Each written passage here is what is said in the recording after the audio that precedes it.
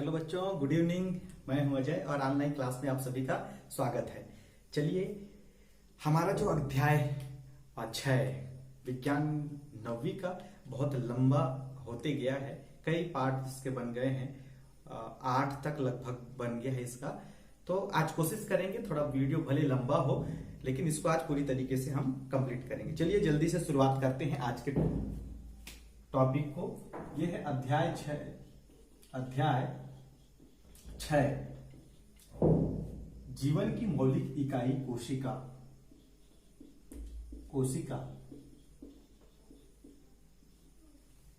अभी तक हम लोगों ने कोशिका के बहुत सारे भागों को अध्ययन कर लिया। हमने प्रारूपिक कोशिका देखी, पादप कोशिका, जंतु कोशिका और उनके कोशिकांगों के बारे में देखा, जैसे कि गाल्जी काय, अंतःप्राद्रव्य जालिका, राइबोसोम, माइटोकॉन्ड्रिया। इस तरीके से कोशिका द्रव्य, केंद्रक, केंद्रक झिल्ली, केंद्रिका, साइटोप्लाज्म, ये सारा चीजें जो है हमने देख लिया। माइटोकॉन्ड्रिया, लाइसोसोम, इस तरीके से ये सभी के सभी जो है कोशिका अंग हैं। ओके, ये सभी कोशिका अंग हैं और ये विकसित कोशिकाएं हैं। तो ऐसी कोशिकाएं जिनमें विकसित कोशिकांग पाए जाते हैं, इन विकसित कोशिकांग वाले कोशिकाओं को जो है यूकेरियोटिक कोशिकाएं कही जाती है। क्या कही जाती हैं? यूकेरियोटिक कोशिकाएं। एक्चुअली कोशिकाओं को उनके विकास के आधार पर, उनमें डेवलप कितना हुआ है, उनमें विकास कितना हुआ है, इसके आधार पर तथा केंद्रक झिल्ली की उपस्थिति और अनुपस्थिति के आधार पर जो है इनको इस तरीके से विभाजित किया जाता है। इसको हम समझ सकते हैं कि जो यूकैरियोटिक कोशिकाएं होती हैं वो विकसित कोशिकाएं होती हैं और जो दूसरा प्रकार जो होता है, जो अविकसित कोशिकाएं होती हैं, उनको प्रोकैरियोटिक कोशिकाएं कहते हैं। ओके, तो इससे पहले हम लोगों ने जितनी भी कोशिकाओं का अध्ययन किया वो सारी की सारी कोशिकाएं कौन सी कोशिकाएं थी? यूकैरियोटिक कोशिकाएं। कैसी? यूकैरियोटिक कोशिकाएं थी। ठीक, कोशिकाएं, यूकैरियोटिक कोशिकाएं। यूकैरियोटिक कोशिकाओं के बारे में हम कह सकते हैं कि इनके जो है ये कोशिकाएं कैसी होती हैं? विकसित होती हैं। कोशिकाएं विकसित होती हैं। कैसी होती हैं? ये कोशिकाएं जो है विकसित होती हैं। विकसित होती हैं। विकसित होती हैं अर्थात ये नवीनतम कोशिकाएं होती हैं। कैसी होती हैं? नवीनतम कोशिकाएं। नवीनतम कोशिकाएं। इनमें कोशिकांग उपस्थित होते हैं। जो कोशिका अंग हैं, कोशिकांग उपस्थित होते हैं।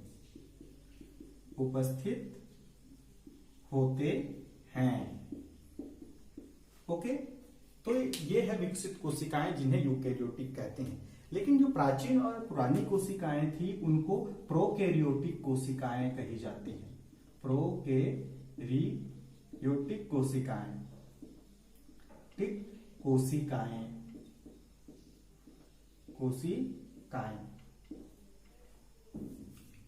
जो प्रोकैरियोटिक कोशिकाएं होती हैं ये कोशिकाएं अविकसित कोशिकाएं होती हैं। कैसी होती हैं? अविकसित कोशिकाएं। अविकसित कोशिकाएं, ये अविकसित कोशिकाएं वाली होती हैं।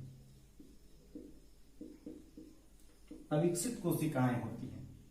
अविकसित कोशिकाएं हैं, ये प्रारंभ की कोशिकाएं हैं, इस कारण इनको प्राचीन कोशिकाएं कहते हैं। क्या कहा जाता है? प्राचीन कोशिकाएं। प्राचीन कोशिकाएं। इनमें कोशिकांग जैसे कि अंतःप्राद्रव्य जालिका, गाल्जी काय, ये कोशिकांग जो है अनुपस्थित होते हैं। कोशिकांग अनुपस्थित होते हैं। कोशिकांग अनुपस्थित होते हैं।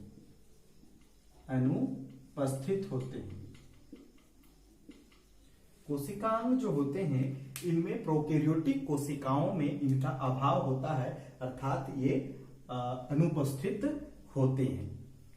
तो तो इनके अगर हम उदाहरणों की बात करें प्रोकैरियोटिक कोशिकाओं की, तो प्रोकैरियोटिक कोशिकाओं में जो बैक्टीरिया आता है, बैक्टीरिया इस तरीके से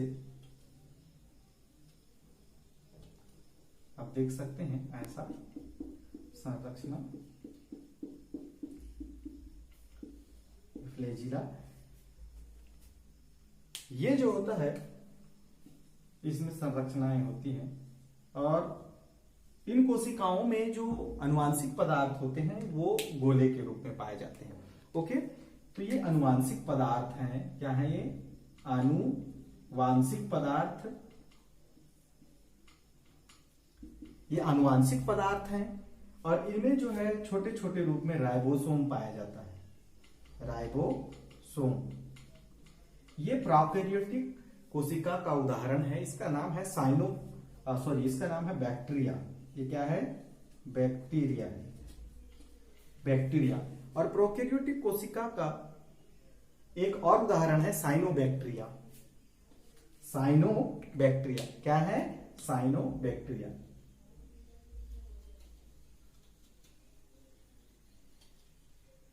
इस तरीके से ये साइनोबैक्टीरिया,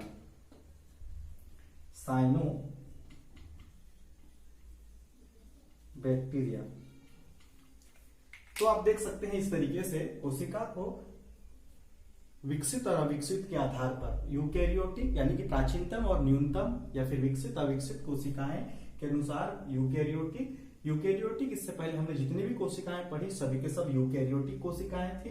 इनमें कोशिकाएं विकसित होती हैं, ये नवीनतम कोशिकाएं होती हैं और इनमें कोशिकांग उपस्थित होते हैं। जबकि प्राचीनतम शुरुआत की जो कोशिकाएं होती हैं उन्हें प्रोकैरियोटिक कोशिकाएं कहते हैं। इनमें कोशिकांग जो होते हैं वो अविकसित होते हैं। ये प्राचीन कोशिकाएं होती हैं, इसी कारण इनमें कोशिकांग जो है अनुपस्थित होते हैं, अर्थात अविकसित होते हैं। इसका उदाहरण आप देख सकते हैं बैक्टीरिया और साइनोबैक्टीरिया। इसको जो है आप नोट्स बना लीजिए। ओके, इस तरीके से हम पाते हैं कि कोशिकाओं को प्रोकैरियोटिक और यूकैरियोटिक में डिवाइड कर सकते हैं। ओके, ठीक है।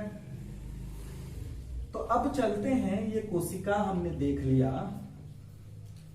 अब बात आती है कि शुरुआत में ये माना गया था कि हवा, पृथ्वी, मिट्टी, इन्हीं से ही पृथ्वी में जो है मनुष्य जीवों का निर्माण हुआ है। लेकिन वैज्ञानिकों ने अध्ययन कर पाया कि ऐसा कोई पदार्थ या कोई इकाई होगी जिससे जीव का निर्माण होता होगा। तो उसके लिए उन्होंने बहुत सारे अध्ययन किए। तो इसी बीच एक थ्योरी दिया गया, कोशिका सिद्धांत। कोशिका सिद्धांत आया। तो इसको बहुत सारे वैज्ञानिकों ने अध्ययन किया, लेकिन हमारे लिए जो इंपॉर्टेंट है वह स्वीडन और स्वान, स्वीडन एवं स्वान, ये दो वैज्ञानिक हुए, जिनमें से स्वीडन जो है एक बॉटनिस्ट था और स्वान जो था ये जूलॉजिस्ट था। इन्होंने अध्ययन किया कोशिका के बारे में और उन्होंने अपना नियम जो है प्रतिपादित किया, और इनके अनुसार कोशिका सिद्धांत जो है सामने आई।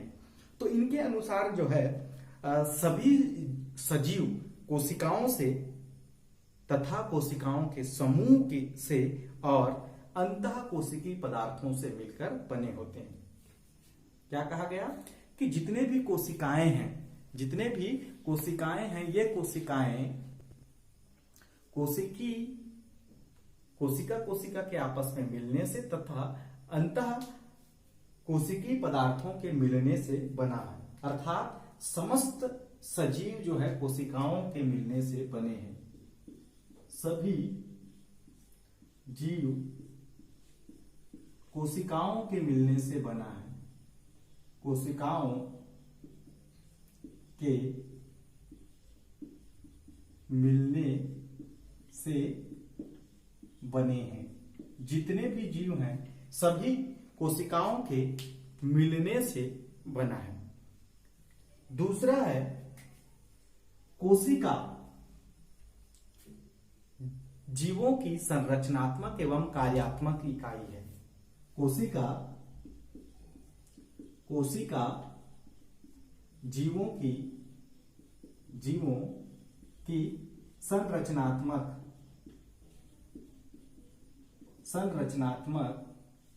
एवं कार्यात्मक इकाई है। कार्यात्मक इकाई है। ओके, तो कोशिका जीवों की संरचनात्मक एवं कार्यात्मक इकाई है। तीसरा पॉइंट है कि सभी कोशिकाएं पूर्व की कोशिकाओं से ही निर्मित हुई हैं। सभी कोशिकाओं का विकास प्राचीन या पहले की कोशिकाओं से ही हुआ है। सभी कोशिकाओं का विकास, सभी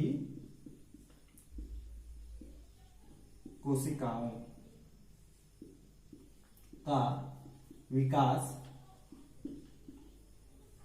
पहले की कोशिकाओं से ही हुआ है। पहले की कोशिकाओं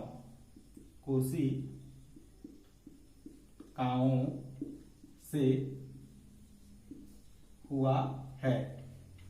ओके, तो इस तरीके से यह स्वीडन एवं स्वान का कोशिका सिद्धांत कहलाया, जिसमें सभी जीव कोशिकाओं के मिलने से जो है बनते हैं।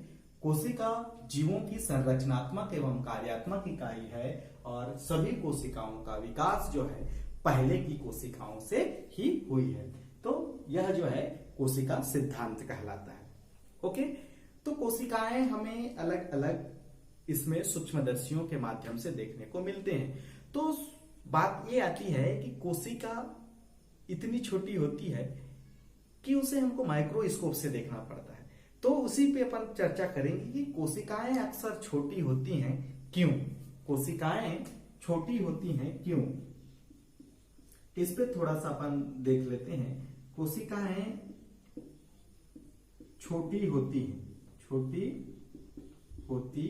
हैं क्यों, इस पर चर्चा करते हैं। आप देख पाएंगे कि कोशिका का आकार छोटा होता है, जिसको हम साधारण आंखों से नहीं देख पाते। उसको देखने के लिए हमको माइक्रोस्कोप की जरूरत पड़ती है। बिना सूक्ष्मदर्शी के हम इनको नहीं देख सकते। कुछ कोशिकाएं होती हैं जिनको देखा जाता है, लेकिन नॉर्मली बहुत सारी कोशिकाएं जो होती हैं उनको माइक्रोस्कोप की सहायता से ही देखा जा सकता है। तो कोशिकाएं जो है छोटी होती हैं, तो अपन क्या देखेंगे, अगर कोशिकाएं छोटी हैं, आपने देखा है कि जितने भी जैविक क्रियाएं होती हैं कोशिकाओं में, वह कोशिका झिल्ली की सतह पर होती हैं, वहां से जो है प्रारंभ होता है। अब देखिए, भोजन को अगर किसी कोशिका को ग्रहण करना होगा तो भोजन का ट्रांसपोर्ट कोशिका के अंदर करनी है। अगर कोशिका का आकार बहुत बड़ा होगा तो उसे भोजन देने के लिए अधिक ऊर्जा खपत करने की आवश्यकता होगी और अधिक भोजन की भी आवश्यकता होगी। तो ट्रांसपोर्ट करने में एक बड़ी कोशिका हो, एक बड़ी कोशिका को अगर यहाँ ये कोशिकाएं अगर बड़ी हैं तो इस कोशिका से पदार्थ को इस कोशिका में ट्रांसपोर्ट करना होगा, स्थानांतरण करना, तो इतनी दूरी को तय करेंगे तब जाके इसको ट्रांसपोर्ट कर सकता है, इसको प्रदान कर सकता है। लेकिन वही क्या है, कोशिकाएं छोटी छोटी होने के कारण ये पदार्थ एक कोशिका से दूसरी कोशिका में बड़ी ही आसानी से चली जाती है। बड़ी ही आसानी से चली जाती है तो यहाँ पर इनके स्थानांतरण में ऊर्जा कम लगती है। पदार्थों के स्थानांतरण में जो है ऊर्जा कम लगती है, जबकि कोशिकाओं का आकार अगर बड़ा होगा तो पदार्थों का जो ट्रांसपोर्ट करने में उसको अधिक ऊर्जा खर्च करने की आवश्यकता होगी। कैसी होगी, ऊर्जा की अधिक मात्रा जो है इसको खर्च करना पड़ेगा। ठीक, और आप ये भी देखेंगे कि अगर कोशिका बड़ी है तो इतने सारे क्षेत्र के लिए भोजन की आवश्यकता होगी, और अगर कोशिका छोटी सी है तो इतने से क्षेत्र के लिए भोजन की आवश्यकता होगी। तो देखिए, जब कोशिका बड़ा हो जाता है तो इसको ऊर्जा प्राप्त करने के लिए ज्यादा ऊर्जा चाहिए, ज्यादा भोजन चाहिए, ज्यादा पोषक तत्व चाहिए। तो इसके लिए क्या होता है, ये सतह जो है, अगर क्षेत्रफल बढ़ जाए किसी कोशिका, तो ये सतह का क्षेत्रफल जो है इस बीच वाले क्षेत्रफल की तुलना में कम होता है। कम होने के कारण ये सतह से जो है, देखो यहीं से ये किसी पदार्थ को अंदर ले सकता है ना, कोशिका झिल्ली की सतह से ही होता है। तो होता क्या है, यह सतह से कम पड़ जाता है इस सब के लिए भोजन बनाने के लिए। जबकि छोटी कोशिका हो तो छोटी कोशिका से जो है कम मात्रा में भोजन अंदर चले जाता है और कोशिका को जो है पर्याप्त मात्रा में ऊर्जा मिल जाती है। तो कोशिका का छोटे होने के कारण के पीछे उसका ये रीजन है कि कोशिकाएं छोटी होने के कारण ये पदार्थों को एक स्थान से दूसरे स्थान पर बड़ी ही आसानी के साथ कम ऊर्जा खर्च के साथ जो है पहुंचा सकती हैं, और इसी के कारण जो है इसे कम ऊर्जा की भी आवश्यकता होती है। अगर कोशिकाएं बड़ी होती तो उनके क्षेत्रफल के हिसाब से उनकी परिधि जो होती है वह भोजन का भरपाई जो है नहीं कर सकता है। तो हम कह सकते हैं कि इसी कारण जो है जो कोशिकाएं होती हैं वो अक्सर छोटी होती हैं और छोटे ही आकार की होती हैं। ओके, अब हम देखेंगे कि ये जो कोशिकाएं होती हैं वो हम जब सूक्ष्मदर्शी की सहायता से देखते हैं तो ये हमको चेप्टी दिखाई देती है ना। तो चेप्टी दिखाई देती हैं, तो क्या कोशिकाएं चेप्टी होती हैं क्या? तो बात करते हैं, क्या कोशिकाएं चेप्टी होती हैं? कोशिकाएं चेप्टी होती हैं। क्या कोशिकाएं चेप्टी होती हैं? तो हम लोगों ने अभी तक क्या किया, माइक्रोस्कोप की सहायता से सूक्ष्मदर्शी है ना, हमारे पास अगर सूक्ष्मदर्शी है तो हम सूक्ष्मदर्शी की सहायता से देखते हैं कि जो है ना, अगर हमारे पास सूक्ष्मदर्शी है तो हम सूक्ष्मदर्शी की सहायता से देख पाते हैं कि जो कोशिका होती है हमको वह जो है ये सूक्ष्मदर्शी हुआ। ये क्या है? सूक्ष्मदर्शी। सूक्ष्मदर्शी इसकी सहायता से देखेंगे तो कोशिकाएं क्या होती हैं, इस तरीके से हमको चेप्टी दिखाई देती है ना, इस तरीके से चेप्टी दिखाई देती है। तो बात आती है क्या कोशिकाएं चेप्टी हैं? नहीं, कोशिकाएं चेप्टी नहीं है। इनमें लंबाई भी होता है, लंबाई भी होता है, चौड़ाई होता है, साथ ही साथ ऊंचाई भी होता है। हमें चौड़ाई और लंबाई तो दिखाई देते हैं कोशिका के अंदर, किंतु हमको उसकी ऊंचाई दिखाई नहीं देती। तो कुछ कोशिकाएं होती हैं जिनमें इनकी ऊंचाई भी दिखाई देती है। ओके, जैसे ही आप स्किन का डायग्राम बनाते हैं, त्वचा का डायग्राम बनाते हैं, तो अलग अलग इस तरीके से होते हैं, और उसके बाद आपको जो है इस तरीके से दिखाई देता है। ठीक, तो आप देख पाएंगे कि ये हो गया, इसका लंबाई हो जाता है, ये इसका चौड़ाई हो जाता है। ये जो है ऐसा है ना, तो यहां तक फैला हुआ है, ये स्किन है ऐसा। या कोई भी कोशिका है, मान लीजिए ये कोई एक कोशिका है, तो ये पोर्शन जो है ऊपर उठा हुआ, ये उसका ऊंचाई भी है, अर्थात ये 3 डायमेंशनल इसमें दिखाई देता है, तीनों अक्षीय दिखाई देते हैं। लंबाई भी होता है, चौड़ाई भी होता है, ऊंचाई भी होती है। ओके, तो इस तरीके से कोशिकाएं जो होती हैं वो ना ही चेप्टी होती हैं, बल्कि इनमें तीनों फेस पाया जाता है। तो ओके बच्चों, इस तरीके से आप इस अध्याय के सारे वीडियोस को देख लीजिएगा, क्योंकि मैंने यूट्यूब पे इससे पहले के सारे लेक्चर्स अपलोड कर दिए हैं। तो ये जो है ये आखिरी वीडियो है इस अध्याय का। हाँ, इसके प्रश्न उत्तर भी हैं। अगर आप सारे वीडियोस देखेंगे तो आपके प्रश्न उत्तर आसानी से बन जाएंगे। अगर नहीं बनेगा तो आप मेरे वीडियो के नीचे में कमेंट्स कर सकते हैं, तो मैं उन प्रश्नों को भी सॉल्व करके आपके लिए अपलोड कर दूंगा। ओके, आप सभी को मेरा जय हिंद।